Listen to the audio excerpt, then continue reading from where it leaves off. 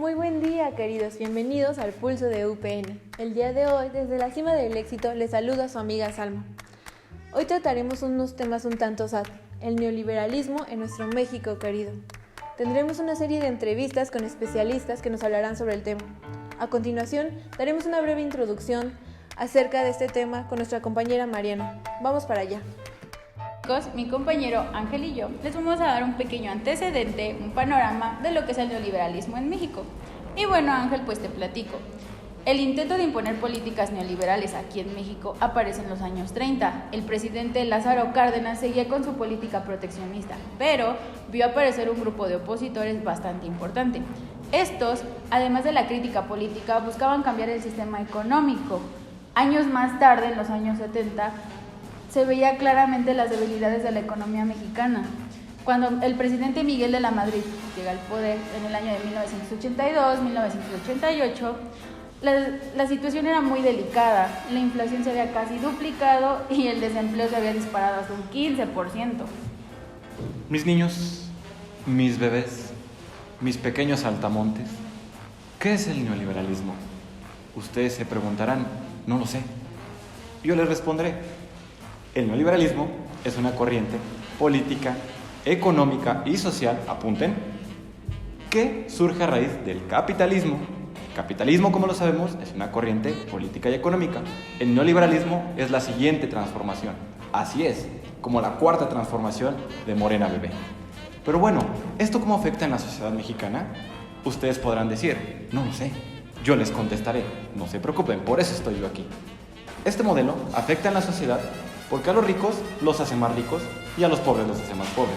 Ahí yo te hablo, Grupo Atlacomulco. Pero bueno, en lo educativo, ¿qué nos enseñan a nosotros?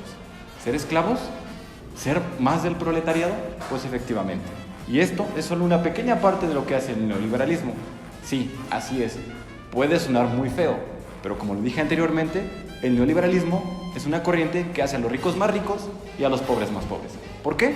Porque quita al Estado de la economía mexicana, dando apertura al comercio privado, a la libre economía, etc. Y hasta aquí mi reporte, Joaquín. Chicos, nosotros nos despedimos, esperamos tengan una idea un poco clara de este antecedente y nos vemos a la próxima. La economía en México está bastante bien, pero solo para los riquillos dueños de empresas. Mientras tanto, para la clase trabajadora es todo un caos. ¿Acaso la economía de México es cosa de risa? A continuación, iremos con nuestra reportera Guadalupe, la cual entrevistará a dos grandes especialistas sobre el tema, el licenciado Abraham y la licenciada Tamara. Buenas tardes, mi nombre es Guadalupe y hoy tengo el honor de entrevistar a dos personas muy importantes. Tenemos a la licenciada Tamara Hernández y el experto en economía Abraham González. Nos van a hablar sobre la economía de nuestro país. Abraham, ¿nos puedes hablar sobre a qué se refiere la reducción de legislación proteccionista? Claro, esta habla de que el Estado protege la economía mexicana, pero en cuestión de las empresas públicas, las mayorías pasan a ser vendidas al sector privado. Muy bien. Licenciada, ¿nos puedes hablar sobre las empresas? Ya que se reduce la legislación proteccionista, las empresas públicas se convierten a privadas, entre ellas es Bimbo, Ferromex, Telmex y Pemex. Y para 1989, ¿qué fue lo que pasó con ellas? De las 1.155 empresas preestatales que estaban en actividad, 6 años después solamente habían 196. Oh, vaya. ¿Nos puedes hablar sobre el significado de las siglas GATT o el GATT? Claro, el GATT nos habla sobre el Acuerdo General de Aranceles y Comercios. ¿Y este acuerdo en qué afectó a México? Tuvo un efecto que fue positivo económicamente y pretendía eliminar aranceles y permisos de exportación. Oh, muy interesante. Para cerrar esta pequeña entrevista, quisiera saber sobre qué impacto tuvo el TLC que México firmó con Estados Unidos y Canadá. Claro, las empresas reflejaban un 18.5%, que es el PIB, y pretendía generar un 10% más de empleos para la población mexicana. Con esto cerramos todo.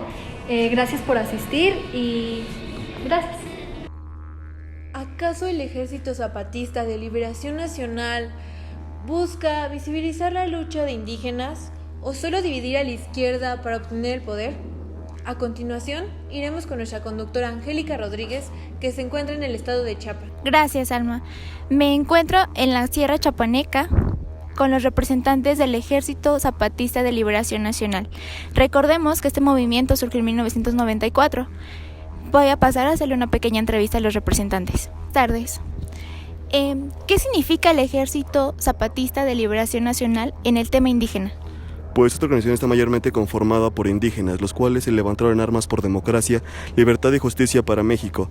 Dentro de los pueblos mexicanos, los indígenas están siendo olvidados. Este es un reconocimiento a sus derechos y a su cultura. Entiendo que buscan modos de vida alternativos. ¿Cuáles son estas formas?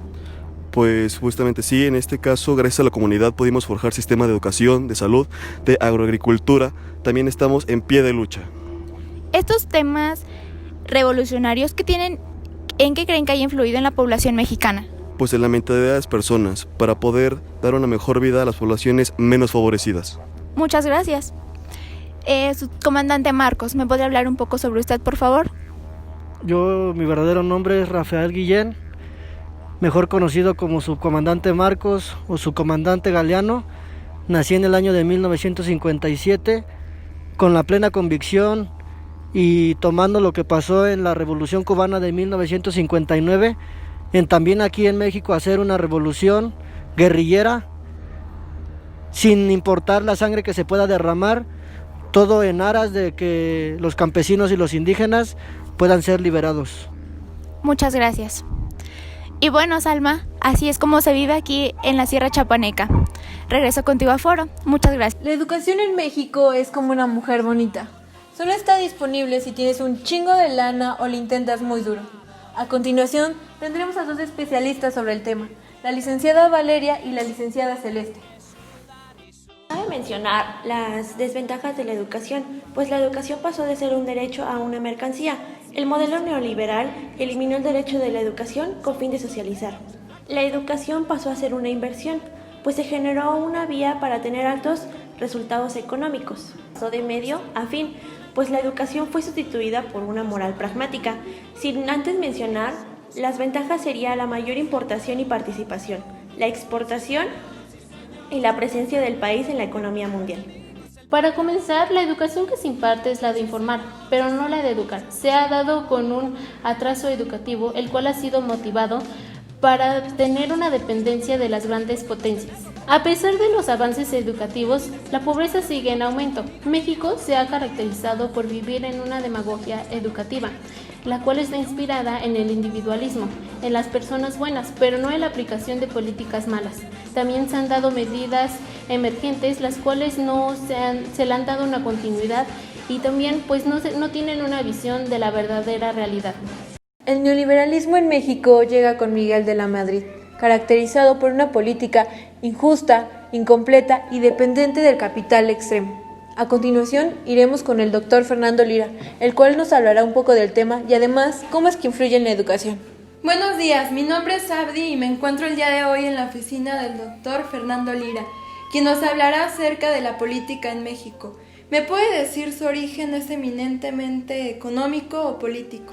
Pues mire, tiene de las dos. Nace de la economía porque es un nuevo liberalismo y a partir de eso se liberan los mercados en la época de los 60s y 70s.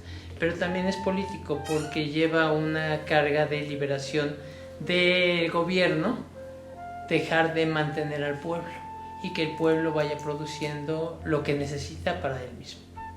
Y en el caso de México, ¿podría decirme en qué época social, económica y política surge el neoliberalismo? Pues fíjese que principalmente cuando platicábamos usted y yo antes de esta entrevista, nace en la época del señor Miguel de la Madrid y del señor Carlos Salinas de Gortari. O sea, casi 20 años después de que se empieza a implementar en el mundo, se toma en México esta parte fundamental. ¿Y el neoliberalismo mexicano es antagónico, democrático o...? Es antagónico a otros países. ¿Por qué? Porque no lo estamos llevando como tal. La parte fundamental es que nosotros dejamos, vamos a llamarle, al gobierno meter su cuchara, por decirlo así, en lo que es la cuestión económica, y en otros países liberan completamente eso. y es democrático no podría ser porque afecta directamente al pueblo, y es autocrático porque se impone directamente de la cúpula empresarial y de la cúpula económica y política. ¿Cómo considera que se asocia el neoliberalismo en la política? Fíjese que se asocia de una manera en que las políticas van beneficiando al empresario, y este empresario se va financiando no solamente de los negocios que hace, sino que va financiándose de los impuestos que está pagando el pueblo, que él absorbe la mayoría y a él lo dejan libre para que siga ganando o obteniendo ganancias. Muchas gracias, doctor Fernando Lira, me pareció muy interesante. Muchas gracias a usted. Hola, buenos días, mi nombre es Lady. En estos momentos nos encontramos con el doctor Fernando Lira, el cual le vamos a realizar unas pequeñas preguntas ya que nos interesa saber su opinión respecto a la educación. Profesor, hola. Buen día. ¿Cómo cree que ha influido o afectado el neoliberalismo en la educación actualmente en nuestro país? Pues mire, al hablar de neoliberalismo hablamos de un cambio de políticas y un cambio de políticas económicas. Entonces la educación se ha manejado a nivel público de una manera muy cauta y a nivel privado ha aumentado. Me explico. Se ha dejado al libre mercado la oferta educativa y eso ha afectado mucho al país, porque en el caso de usted que estudia en la UPN nos ponen en el número de situaciones para poder egresar, y en las escuelas particulares los liberan para que sea muy rápida su titulación y puedan ingresar al campo de trabajo. Esa es una. Por otro lado, el costo de la educación es muy alto. Por el aspecto económico, los libros que se compran, y aunque sean a nivel electrónico, son caros para la gente que está en educación pública. Y para la gente que está en educación privada, pues obviamente el costo lo absorbe la propia universidad de las cuotas que tiene y presentan una biblioteca completa. Y por otro lado, pues también la parte fundamental del empleo. En su experiencia como profesor a nivel superior, ¿qué cree que le espera a las nuevas generaciones? Pues mire, les espera arduo trabajo a las generaciones de las escuelas públicas. ¿Por qué? Porque están compitiendo contra unas escuelas que tienen vínculos, ahora sí, económicos con las empresas. Pero también por otro lado se espera una prosperidad, no por el nuevo cambio de gobierno, sino por la parte fundamental de que el mercado puede abrirse, puede venir una mejora económica y entonces habría un poquito más de empleos. Y por otro lado, la mejora de sueldos con el aumento del salario mínimo que se está dando, la mejora de sueldos hacia profesores en el caso de UPN y en el caso de otras profesiones, la mejora de sueldo. ¿Qué implicaría esto? Pues que la educación estaría dando los mismos resultados, no que en los años anteriores, estoy hablando de los años 50 y 60, pero sí estaría mejorando un poquito la calidad de vida de los estudiantes egresados de una profesión. Ok, pues muchas gracias por su colaboración, por sus puntos de vista y pues gracias. No, gracias a usted. La cultura es un tema de mucha importancia. A lo largo del tiempo, con la entrada del neoliberalismo, se ha perdido un poco de esta. A continuación, pasaremos con nuestra reportera Luisa, que se encuentra con un experto que nos hablará sobre el tema. Muchas gracias, Alma. Aquí estamos con el licenciado Israel Durán, experto en cultura, que nos va a hablar un poco sobre el tema. Le voy a hacer una serie de preguntas. Buenas tardes. Buenas tardes. ¿Cómo afectó el neoliberalismo a la sociedad y en qué aspectos? Bueno, más que nada ha afectado a la sociedad por cómo se comunican las personas, la sociedad, en este caso las familias o los centros culturales. ¿Cómo la afecta? Ok, podemos ver que el neoliberalismo promueve la tecnología. Hay personas que están más, como un ejemplo muy bardo, en el celular que interactuando físicamente con sus familiares o con el entorno social en este caso. Muy bien. ¿Cuál es el prototipo del ciudadano libre? Ok, el neoliberalismo ve a una persona o un individuo como un ente, un animal político más que nada y con libre albedrío. ¿Cuál es el papel que juega la televisión en la cultura neoliberalista?